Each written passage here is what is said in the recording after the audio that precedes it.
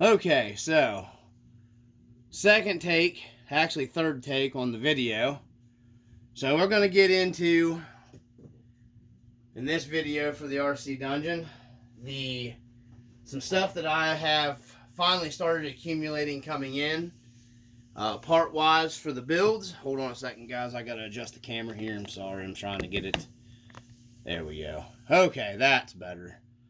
So, anyways, some stuff came in the last few days for the Cherokee build and the Trailfinder build.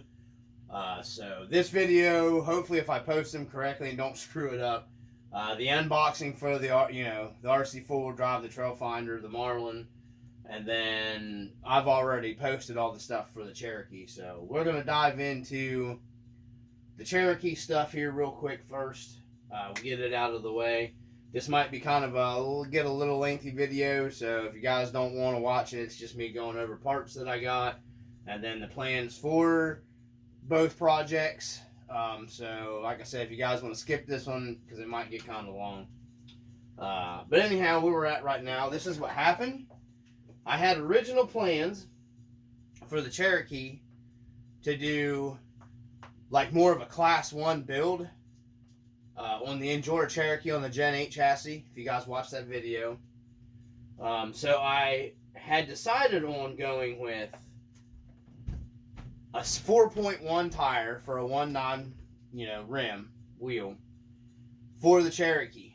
Here's where I ended up after I went through some of my crawler stuff and found a 4.24 tire mounted to a rim and started mocking it up on there, and it looked absolutely ridiculous. I've got the body and the suspension. They're to the lowest point. You're not going to get them any lower.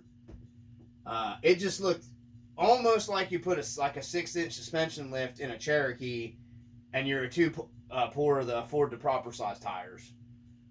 It looked like you put a 6-inch lift and you're running a 235 radial tire.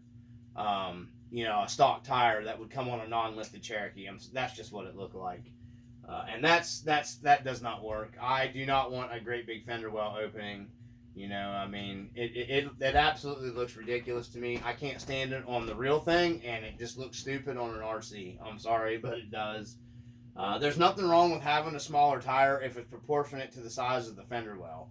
Like the Trailfinders, they fit the smaller tires pretty well. In my opinion, I think the 4Runner looks like it has too small of a tire on it from a factory, but it definitely, I'm glad that they left improvement for a bigger tire, because that's one of the first things I do to it when I got it. That's just me personally, how I feel. Everybody's different, but that's how I feel. So anyways, here is what I went with, and it was a G8 compound Proline, because I really like Proline tires, guys. Especially in the G8 compound, and they've got some really nice scale stuff out right now. I'm running pretty much Proline on all my stuff, except for the KLRs that are on my C2X, and then the IROC RC 4-wheel drive that I have on the Marlin right now. So, anyways, I went ahead. These are the Proline Mud Terrain Km3s by Proline. And I'll get up here by the camera.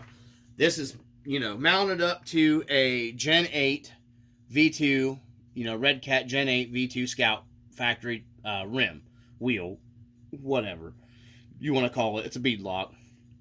I'm digging it. I think they look fantastic. These tires are awesome.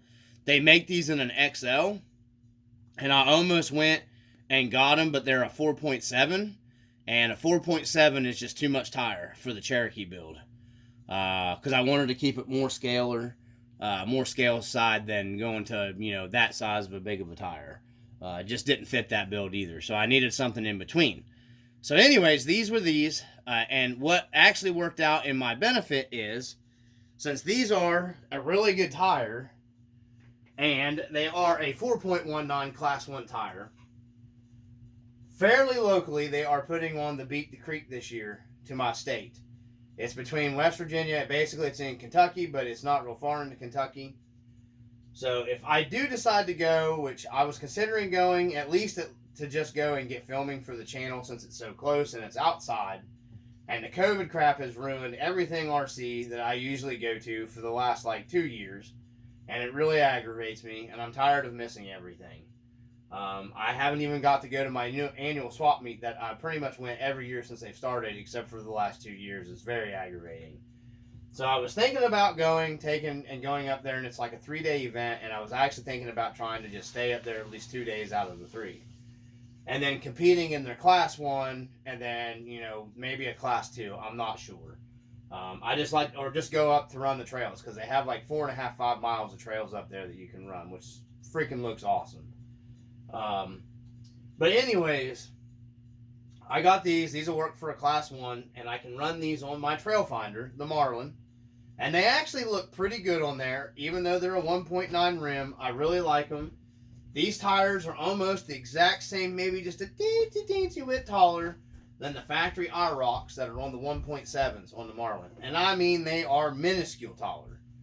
So, I really like the way these rims even look on there. So if I really like them, then I may pick me up a set of SSD aluminum slot 1.9s for these tires specifically, and then I'll probably pick me up another set of the 155 SSD slots, because I really, really, really want slot wheels for the Toyota, because that was a huge thing back in the day. Back then, guys, everybody was running aluminum slots on stuff like that. I mean, it was huge. It was either like white spokes or aluminum slots. The Toyota guys, more of them ran slot wheels and outlaw wheels on the Yodas than they did really anything else. Mainly the slots were hugely popular back then. So that's what I'll be doing with these. I'm not going to send them back. The guy that I got them from I bought them through an RC Superstore, I think's what it was, on eBay. And anyways, they're nice tires. I'm just going to keep them. I will use them on something either way. Like I said, they were brand new. All of them in the pack when I got them. But that's the tires. I did end up figuring out what size tire to go with, and we'll go over that later. It's another Proline G8 compound tire, and it's a tire that a lot of people don't run, that I'm super impressed with the way it looks on there. And then I actually watched a few performance videos. XOK just had a video of the Bronco with these tires, and it did fantastic in the video. So I decided to go with those, and I'm glad I did, because they look absolutely fantastic on that Cherokee so far. The Cherokee that's not painted. So let's get into the next step here. That's the tires, and I'll go over the other tires that I ended up going ahead and just ordering them, because I got a coupon. They were on sale on Amazon, so I got them at a discount. And I sold some stuff that I had for sale on eBay. So I went ahead and just bought the tires. If I didn't like them, it's Amazon. You could always send them back. But I absolutely love those tires on that Cherokee. They look fantastic on there. So let me get back into, the rundown of everything here. You can see I got the 1/10 scale bike, the bicycle, the mountain bikes a lot of guys are running. I have a friend that is 3D printing the dual up receiver hitch bike rack, and this is going to be going in the Scout along with the bike rack. The one he's printing me does hold 2 of these bikes. I held off, bought this one. I'll pick up another one if I like the way everything matches up and it fits on there and it looks good behind the Scout. And to basically finish out the Scout. And of course I can be able to pull the receiver rack out and throw it in the Cherokee too if I want to. So anyhow, I'm waiting on the 3D printed the dual bike rack. He's just now getting his printer and everything fired back up and stuff. So I'll be getting that later. Right now I've actually got 3 people that I have that can 3D print for me right now. So it's pretty cool. So anyways, I got that. That'll be going on for the Scout. You'll see the empty box here. This was for this. This is empty because the bike, I got a little ahead of myself and I got overzealous. And I've been actually trail running the trail finder, the Marlin. I couldn't hold myself back anymore. And I will do a complete whole video separate for that later down the road, and we'll just hit on it for this video. So this video might get kind of long, guys. But anyways, I got the Honda 450F by New Ray. It's the 1/12 scale bike. It's a Honda CRF 450R, 2012 model. And I went with the New Ray because a lot of guys are running the Majesto, I think, maybe, bikes. In my opinion, they don't look terrible. They just kind of look too small to me. Because, you know, I've loaded a lot of off-road stuff in the bed of trucks, okay? Dirt bikes, ATVs. You know, my buddy had a real Hilux at one point in time. He had late 70s, and it had the round headlights. It was an awesome truck. Because I was going to build mine to scale his, but I didn't really like the color of his truck that he had. But anyhow, when you loaded a dirt bike in the bed, if it was, you know, a big dirt bike, which a 450, that's a full, you know, that's the big boy stuff. You'd have to have the tailgate down, or you'd have to load the dirt bike in with the front forks, the wheel turned, okay, to get your tailgate shut or at an angle. That's just how it worked, because it's, you know, a big dirt bike.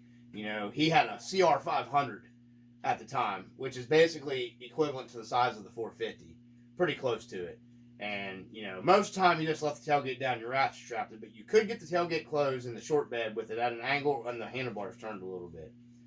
So that's why I went with the New Ray. It's a little bigger and it looks more proper to size me personally. And everybody's not going to agree with that, and everybody's going to have a different idea. I just think the smaller bike does not look proportionate to size me correctly, especially parking it beside the truck and the bike. It just does not. It looks like an 85cc mini bike loaded in the back of the truck. And just personally, that's how I feel. But that's just me. So anyways, since we're on to the Trail Finder, I will go through the parts here. Next up, we have what they say is a must-have, I've been told, is the Bauhaus RC, made in Canada, CNC rear relief shackle mount for the Trail Finder 2. These are going to be going on the Marlin. Part number BTF0030M. That is your part number. Bauhaus. Make awesome stuff. These are CNC'd. This is supposed to help, I guess, with your axle coming up and over obstacles. I mean, I don't know. Everybody on the RC 4-wheel drive only, everybody, my bud, he turned me on to these. You know, this is what he says. You know, this is what he's running on his TF2. Everybody says this is almost like a must-have thing, so I got those. Next up on the list to go with the springs is an A&M garage part kit. And this is not the plus 4mm because I wasn't trying to change my wheelbase. I know the plus 4mm would have probably been better performance-wise, but they do say that the A&M garage is the best to go with if you're looking for performance-oriented. And this is your front spring relocation kit, complete kit I bought from A&M Garage. Seems like it's real good quality. Also, the RC 4-wheel drive guys, everybody seems to be running those, you know, a lot, so I got that. So I'll be putting that on soon. Complete kit. Got here fast. A&M seems pretty awesome.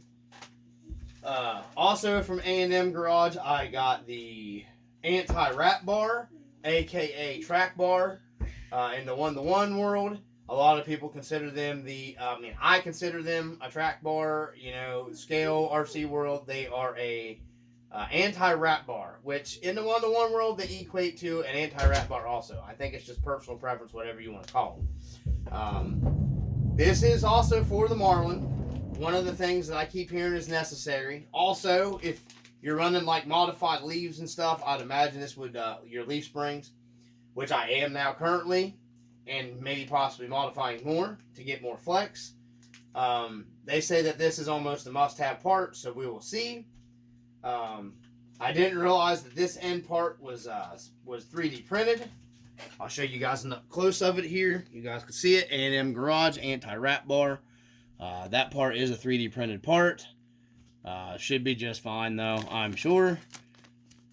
And then the rest of it is CNC, and then there's the bar. And then I'll be doing install videos and all that stuff of all these parts too, guys, coming down the road. That is performance part wise what I have right now for the Trail Finder. I'm currently working on considering purchasing the red leaf springs, which is the super uber soft ones, and trying them out, because right now I have the Marlin with all 4 shock springs removed. I can't find the packet with the parts in it.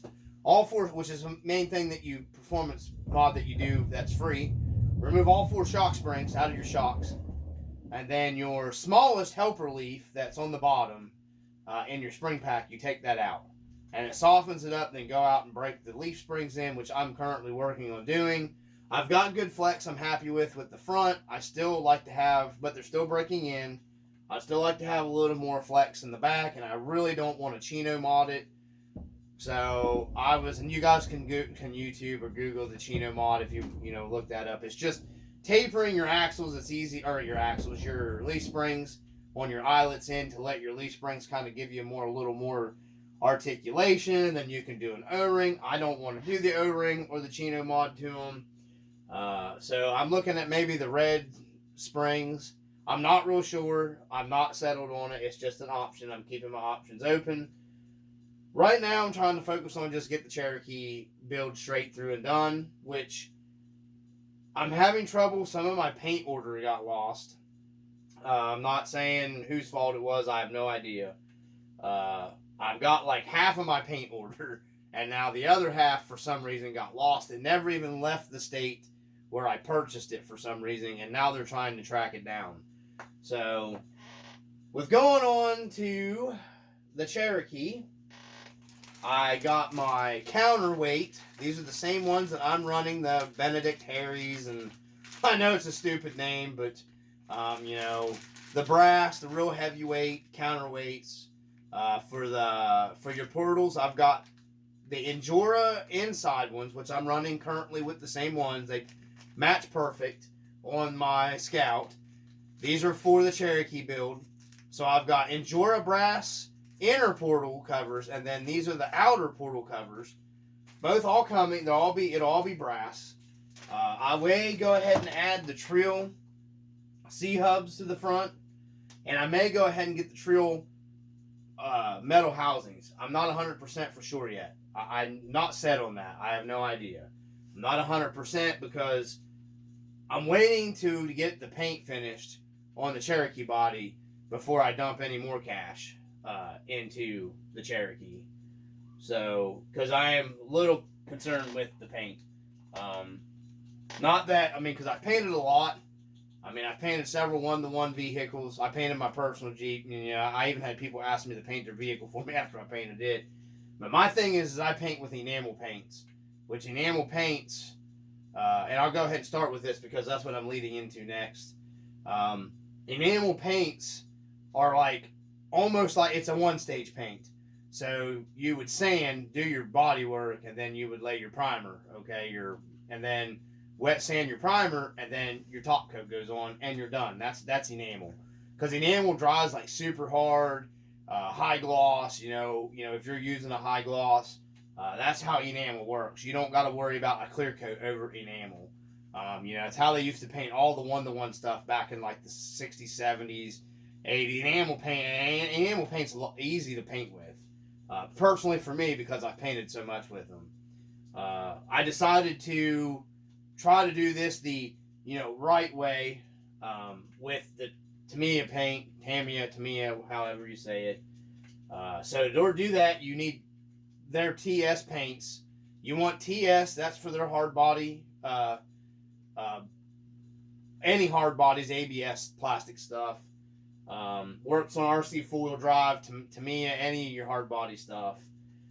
So that's what I've got here. I don't got what I needed to do the paint job. I'm still waiting because I've got 2 cans of the TS gloss black that I'm waiting to get here.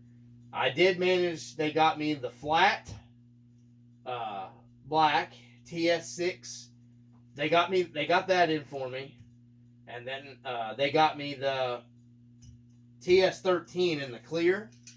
They did get that for me. Okay, here's Tamiya Paints TS Tamiya Paints are lacquers. Okay, which lacquer paints, they paint hot. So that's what worries me the most about the Tamiya paint.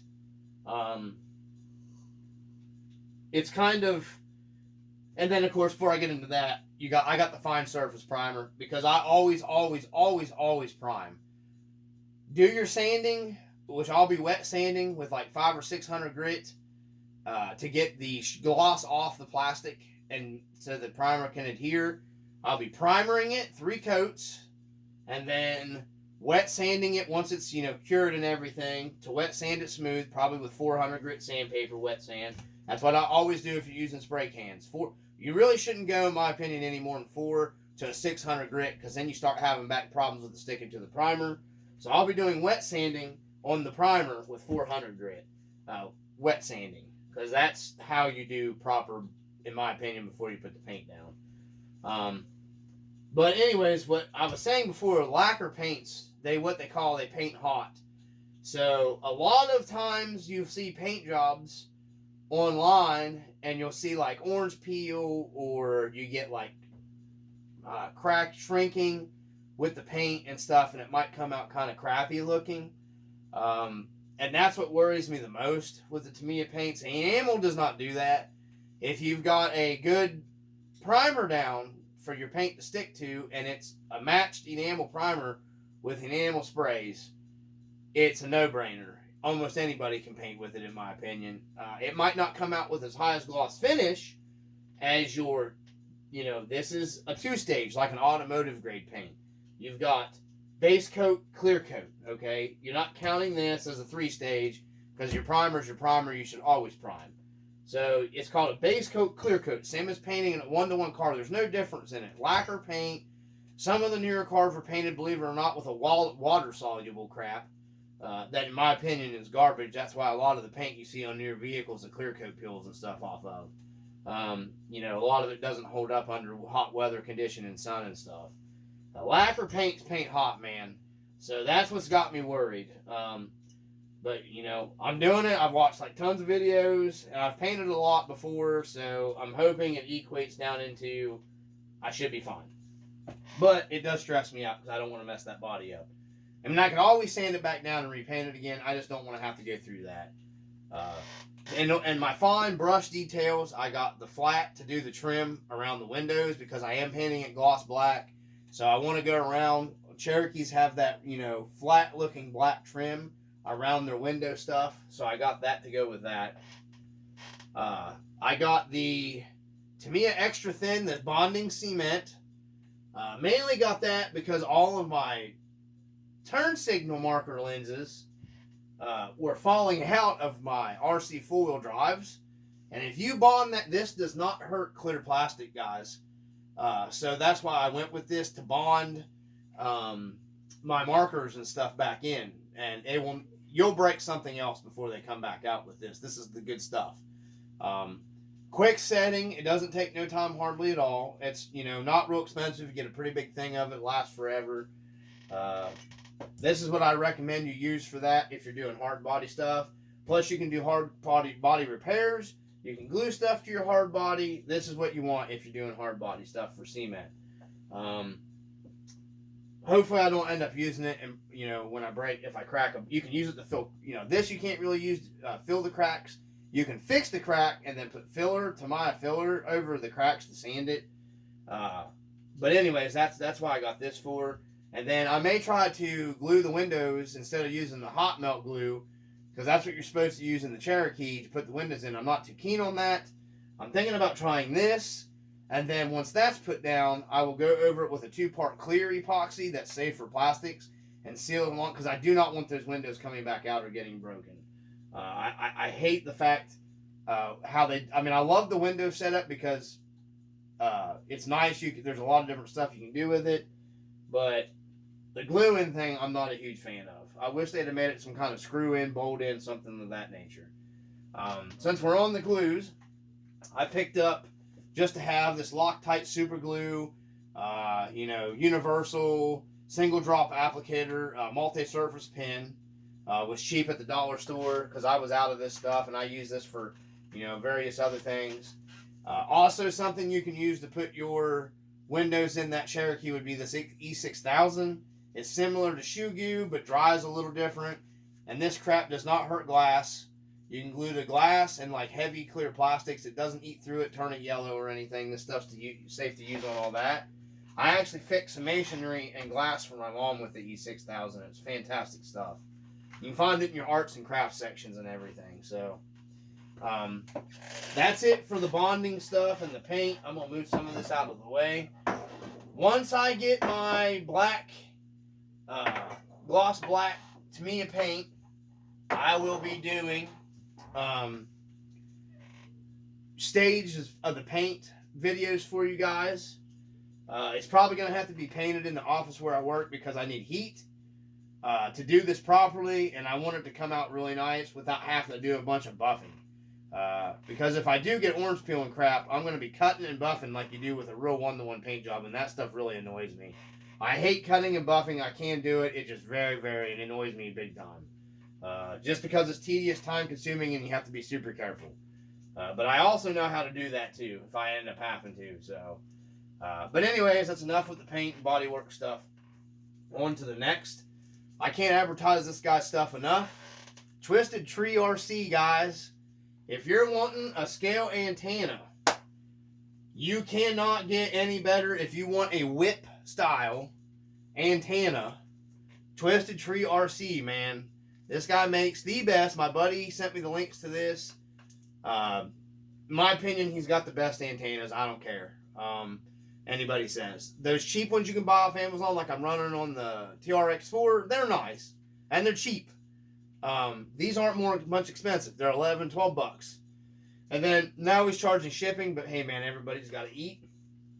I'll pay it for a nice antenna. And they hold up pretty well. I've been abusing mine on my Scout forever. You guys have seen the video on there. So I got 2 of these. And I'll show you I modified the one. I made a true scale, old school off-roaders trick with that antenna. But this one, I will go ahead and show you. It's in the package. And I'm going to have to order another one of these and some mounting brackets too. I'm going to order another one and put it up just to have it for another build. So, I got the 8-ball capped on this whip antenna. There's the little spring whip and everything. Okay. There we go. Okay. So, I got that. I got 2 of these. I got one with the little yellow old school smiley ball. That looks like a tennis ball with a smiley face. And I got the 8-ball for the Cherokee because it's going to be black. Black Cherokee, black on black. It's going to look pretty sweet. If the paint comes out good. If it don't, I'm going to cry. So anyway, Twisted Tree RC, guys. Couldn't recommend him enough for your antennas. If you want a whip antenna, which is what you would see on old Toyota trucks, like the old Ford trucks, any of the old stuff you see from 60s, 70s, even like early 80s into the 90s, man, a lot of guys, you know, they didn't start this new stuff. Like the cheap Amazon and eBay antennas, you know, with the big coil, that is like a fire stick. It's not that it's not scale. It is like a fire stick. I'm running a fire stick. Fire sticks on my real one-to-one Jeeps, and they look like that. And they don't do that. They're stiff, you know. They don't do the whipping. They do move on the trail a little bit when you put a spring under them. But they, you know, modernized. I guess the ones that you can get, the cheap ones on eBay and Amazon are scale. Okay, it's just they're not like the old school stuff. You know, if you want period correct more stuff, you know, these Twisted Tree RC whip antennas is what you want, man. If you're doing like a retro style kind of build. That's just me personally. That's how I feel. I did pick up a couple more. I had a couple of these Reefs RC 3S LiPo connector for battery balance port with a JST connector because I went with the Power Shift RC light kits for the Cherokee and the Trailfinder, the Marlin. And I went with the retro style halogen light setup for it so it would look period correct on both of those. And I had 2 of these, but I figured if I'm using 2 of them, I'll buy them to replace them. And I bought the 3S ones because I only run 3S. I ain't screwing around running no 2S LiPos and anything. Especially the crawlers. You know, your gear down, fold up is the truth, but you really don't need any more than a 3S. That's my opinion. So I run 3S stuff on everything of mine. So that was the last thing that we had to cover here. So what I'm going to do, now that we've covered all that stuff, I am going to slide my collection of goodies over here out of the way. And if you guys have a question on something, just comment and ask me. I'll try to answer it the best I can if I can. I'm not a professional, but I'll try to help you guys out the most I can. I am moving some of this out of the way because I'm going to go ahead and share this one other thing here with you really quick like. Before we wrap this up, let me check my video and see where we're at, guys. I'm sorry the video is so long. Yeah, we're still good. I'm going to share this with you real quick. This is the trail finder, the Marlin, and I will turn it. Pow! You see the Honda 450 is mounted in the bed. And this is where I was explaining to you guys the antenna, what I did was, okay? And I'm going to leave the truck there and try to explain this to you so I don't got to stand here and hold the truck. So I'll make sure you got a good camera angle of this. So, back in the day, guys would take a tennis ball, and you'll see the little yellow ball on the antenna right there. Guys would drill a hole through their tennis ball or whatever they were using for what they call a bump stop, because a lot of guys mounted these to backs and they didn't want their whip antenna beating their trail rig in the back, you know, while they're off-roading. So that little ball would as a cushion, a bump stop, if you will, to your vehicle so it didn't do damage. So anyways, that has what I did. He gave me this in the kit extra because I bought a standard whip antenna to begin with for this trail finder. And I modified it and just slid the ball all the way down and put the antenna topper that was on the antenna back on here, like you would have on your whip. And then you have your bump stop, see? It hits your tailgate. That way your antenna, metal antenna, isn't beaten to death your tailgate on your truck or your hatch, whatever you have it on. So I came up with my own mounting system brackets because I didn't want to drill my trail finder body and put the antenna mount directly on the body. I wanted to keep the antenna mounted to the frame. I prefer to keep the antennas mounted to the frames of the trucks and not the bodies. That's just me personally. So I came up with my own mounting system here, and I'll go over a video with that later, because if any of the trail finder guys buys these style antennas, this actually works pretty good because it uses all the existing mounting holes in the frame of the trail finder. And all you got to do is make sure, if you go with Twisted Tree RC, you buy 2 antenna mounts and then something for a spacer. And I'll go over that later, how I made the mount up and stuff, because I'm going to break down everything with this build later on. This is just covering you guys with what's going on with it right now. So I've got the Honda 450 dirt bike. It's mounted in here really well. You guys see the suspension works in the back. I will turn the truck now sideways and you can see what it looks like in there. In my opinion, that's what a dirt bike should look like. In basically, these Toyota trucks were considered mini trucks back in the day. So we've got the Honda 450 in here. Honestly, this would never be loaded in this truck back in the day, but I could not get this in a CR500. You know, because, you know, back in the day, that's what this truck would have been hauling, would have been a CR500 Honda. Or something along the lines of a KX500 or 250 or YZ250, or, you know what I mean? That's what these trucks would have been hauling back in the day. For right now, I have got some scale straps coming for this that I'm going to be mimicking. I drilled the bed. I know it killed me to drill the bed. It's very small holes. I use very small ratchet straps. You can barely see them to put through the wheels to hold it tight so it would hang up in the bed. And then I'm going to hide all that with scale ratchet straps. So you're not even going to be able to tell that's all there, and it look like it's really ratchet strap tied to the bed of the truck. To stay with the scale aspect of everything, because this truck is going to continuously haul the dirt bike.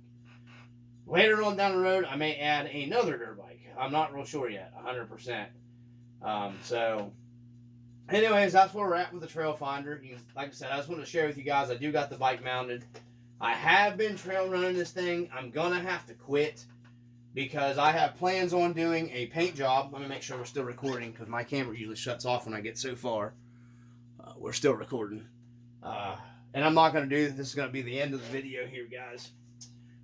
We're going to be probably painting this, if the Cherokee comes out good, we're going to be painting this mica metallic Ferrari red, probably, is what I'm going to end up going with for my paint job, because since I've got the Honda dirt bike, I'm going to try to have somebody cut me what they, like a Honda Japanese Rising Sun vinyl for the body, if I can find somebody that can give me that vinyl wrap.